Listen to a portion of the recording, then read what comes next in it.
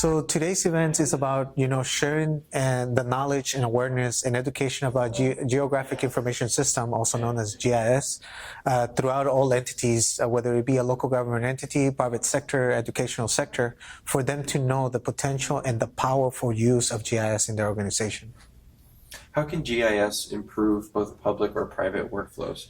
So both public and private workflows, many of us deal with having to map some type of infrastructure, right? We're talking about maybe water, sewer lines, storm lines. So GIS makes it easy where you are able to overlay those construction plans and actually start digitizing that water line where it goes to a particular street, to a particular neighborhood, and make sure that we know that there's a water line going through there for future references, or a storm line or a sanitary sewer line as well.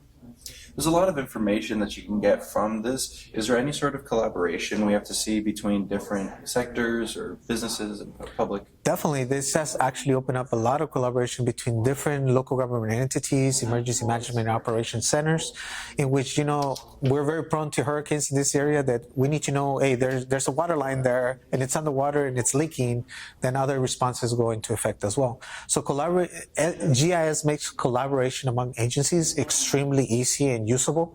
That is just of them being aware that it can be done with GIS as well.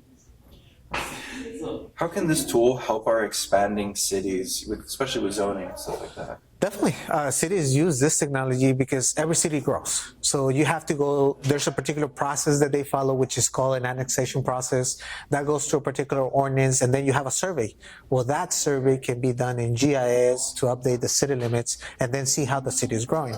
Then later on, you got that zoning district component of it. You have to classify that particular land that is coming in, whether it's going to be for a residential use, commercial use, industrial use, and then you have what we call in GIS your zoning district layer, to classify that land, what can be built on there and growth with. ArcGIS seems like a tool with so many different applications.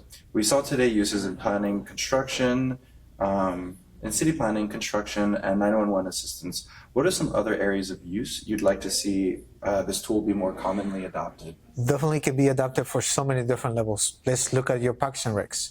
You're able to use GIS technology to map up all your map locations, which with parks are quality of life within any organization. So you want to showcase where your parks are at. And then on top of that, you start embedding information such as amenities. I want to find out parks that have pools, or I want to find parks that have pavilions because I want to rent it for a major event. So you start embedding all of that data in there and make your parks layer be meaningful to the public and know, okay, I have this park here, or maybe I want to host a softball tournament. What park has sufficient softball fields where I can host this particular tournament? So you can use it for so many aspects of that. We have also shared another entity where they have used it like for record keeping of cemetery. You can also map out a whole cemetery, and many entities have issues because we have older cemeteries out there that we don't know what loved ones we have buried there. Now with bringing in GIS technology, you create a whole map of the cemetery by plots and everything and start keeping record. Remember, it's not only a visual effect that you get from GIS, a map, a line, a polygon, but also the powerful connection with data that comes with it. So a database management system is also a driving force in GIS.